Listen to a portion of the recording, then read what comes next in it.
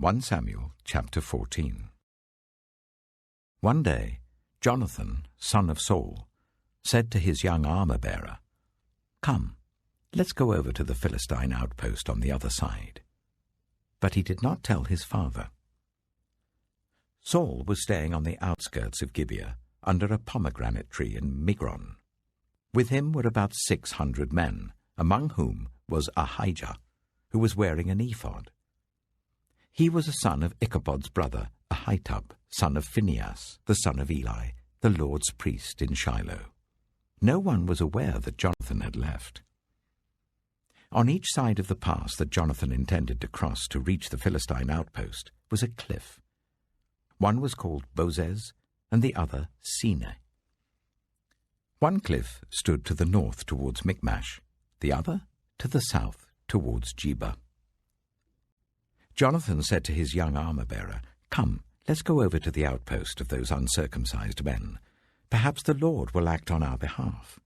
Nothing can hinder the Lord from saving, whether by many or by few." "Do all that you have in mind," his armor-bearer said. "Go ahead. I am with you, heart and soul." Jonathan said, "Come on then. We will cross over towards them and let them see us. If they say to us, 'Wait there until we come to you,' we will stay where we are and not go up to them. But if they say, 'Come up to us,' we will climb up, because that will be our sign that the Lord has given them into our hands." So both of them showed themselves to the Philistine outpost. "Look," said the Philistines, "the Hebrews are crawling out of the holes they were hiding in." The men of the outpost shouted to Jonathan and his armor-bearer, "Come up to us and we'll teach you a lesson." So Jonathan said to his armor-bearer, "Climb up after me. The Lord has given them into the hand of Israel." Jonathan climbed up using his hands and feet, with his armor-bearer right behind him. The Philistines fell before Jonathan, and his armor-bearer followed and killed behind him. In that first attack, Jonathan and his armor-bearer killed some 20 men in an area of about half an acre. Then panic struck the whole army, those in the camp and field and those in the outposts and raiding parties, and the ground shook. It was a panic sent by God. Saul's lookouts at Gibeah in Benjamin saw the army melting away in all directions. Then Saul said to the men who were with him, "Muster the forces and see who has left us." When they did, it was Jonathan and his armor-bearer who were not there. Saul said to Ahijah, "Bring the ark of God." At that time it was with the Israelites. While Saul was talking to the priest, the tumult in the Philistine camp increased more and more. So Saul said to the priest, "Withdraw your hand." Then Saul and all his men assembled and went to the battle. They found the Philistines in total confusion, striking each other with their swords. Those Hebrews who had previously been with the Philistines and had gone up with them to their camp went over to the Israelites who were with Saul and Jonathan. When all the Israelites who had hidden in the hill country of Ephraim heard that the Philistines were on the run, they joined the battle in hot pursuit. So on that day the Lord saved Israel, and the battle moved on beyond Beth-aven. Now the Israelites were in distress that day, because Saul had bound the people under an oath, saying, "Cursed be anyone who eats food before evening comes, before I have avenged myself on my enemies." So none of the troops tasted food. The entire army entered the woods, and there was honey on the ground. When they went into the woods, they saw the honey oozing out. Yet no one put his hand to his mouth because they feared the oath. But Jonathan had not heard that his father had bound the people with the oath, so he reached out the end of the staff that was in his hand and dipped it into the honeycomb. He raised his hand to his mouth, and his eyes brightened. Then one of the soldiers told him, "Your father bound the army under a strict oath, saying, 'Cursed be anyone who eats food today.' That is why the men are faint." Jonathan said, "My father has made trouble for the country.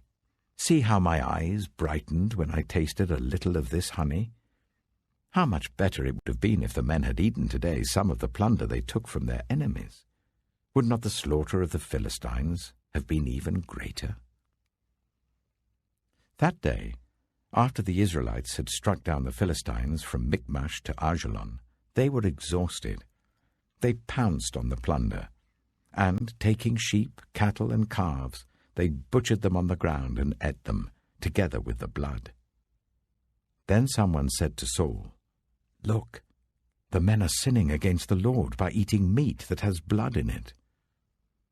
"You have broken faith," he said. "Roll a large stone over here at once." Then he said, "Go out among the men and tell them, 'Each of you bring me your cattle and sheep, and slaughter them here and eat them. Do not sin against the Lord by eating meat with blood still in it.'"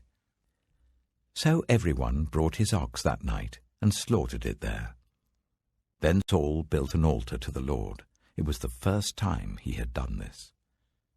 Saul said, "Let us go down and pursue the Philistines by night and plunder them till dawn, and let us not leave one of them alive." "Do whatever seems best to you," they replied. But the priest said, "Let us inquire of God here." So Saul asked God, "Shall I go down and pursue the Philistines? Will you give them into Israel's hand?" But God did not answer him that day.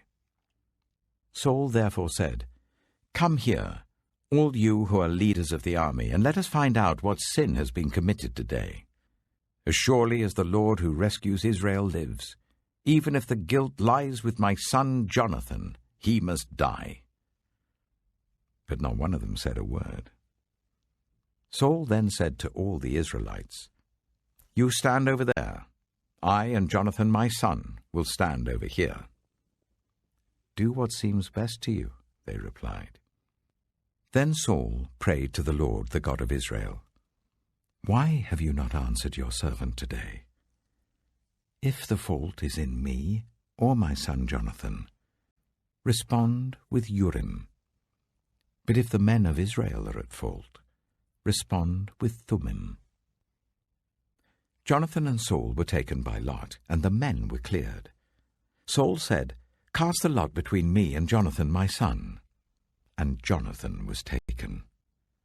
Then Saul said to Jonathan, "Tell me what you have done." So Jonathan told him, "I tasted a little honey with the end of my staff, and now I must die?"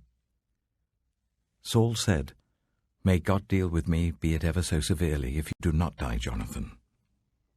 But the men said to Saul, "Should Jonathan die? He who has brought about this great deliverance in Israel? Never. As surely as the Lord lives, not a hair of his head shall fall to the ground, for he did this today with God's help." So the men rescued Jonathan, and he was not put to death. Then Saul stopped pursuing the Philistines, and they withdrew to their own land. After Saul had assumed rule over Israel, he fought against their enemies on every side: Moab, the Ammonites, Edom, the kings of Zobah, and the Philistines. Wherever he turned, he inflicted punishment on them. He fought valiantly and defeated the Amalekites, delivering Israel from the hands of those who had plundered them. Saul's sons were Jonathan, Ishvi, and Malchishua. The name of his elder daughter was Merab, and that of the younger was Michal. His wife's name was Ahinoam, daughter of Ahimaaz. The name of the commander of Saul's army was Abner, son of Ner, and Ner was Saul's uncle. Saul's father, Kish, and Abner's father, Ner, were sons of Abiel. All the days of Saul there was bitter war with the Philistines, and whenever Saul saw a mighty or brave man, he took him into his service.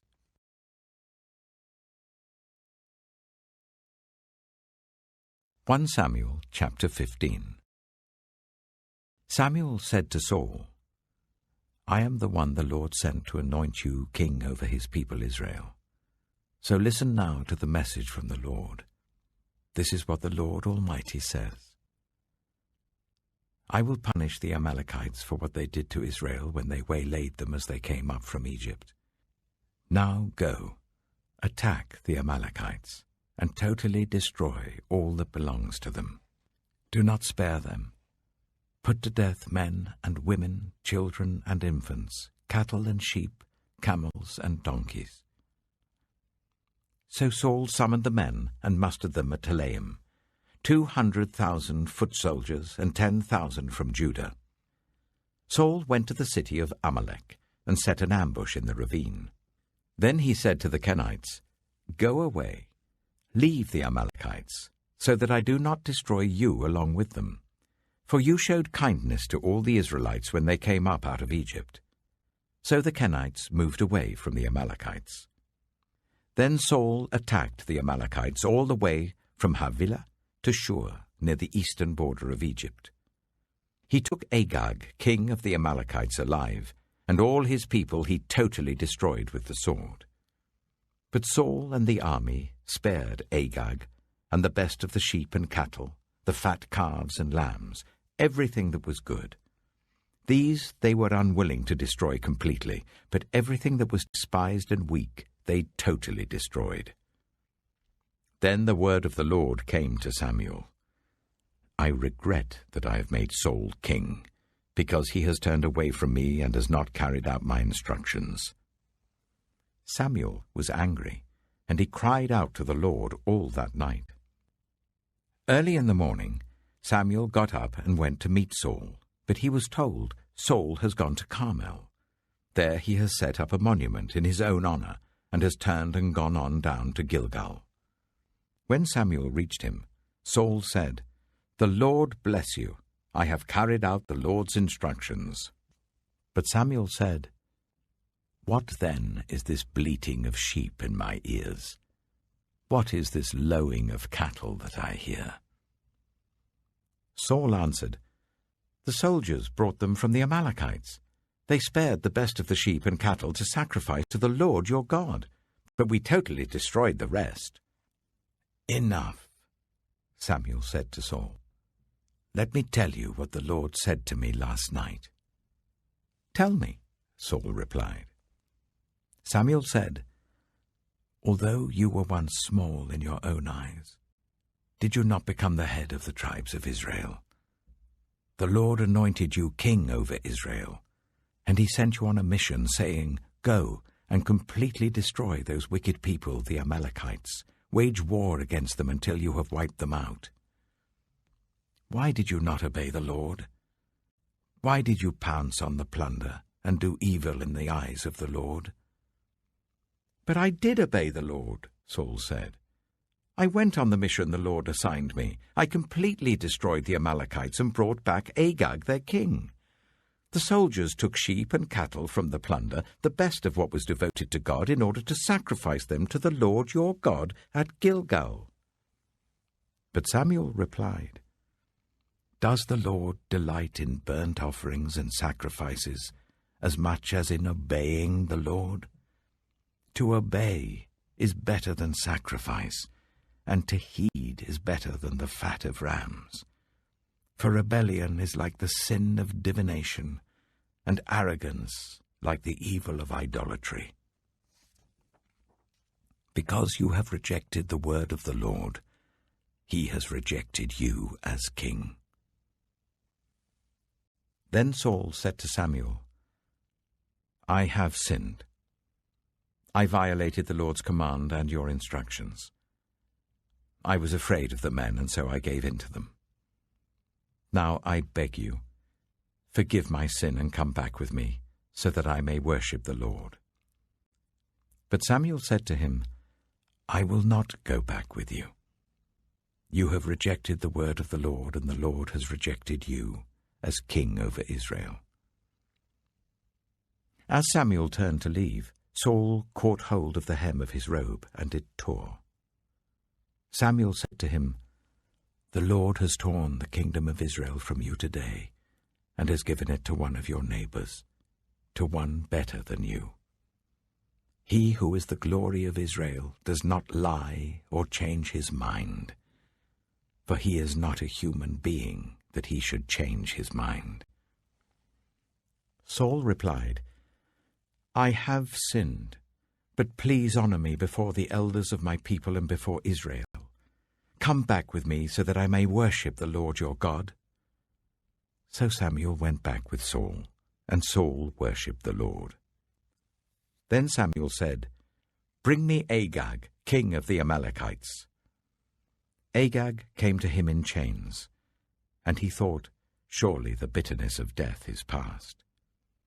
But Samuel said, As your sword has made women childless, so will your mother be childless among women.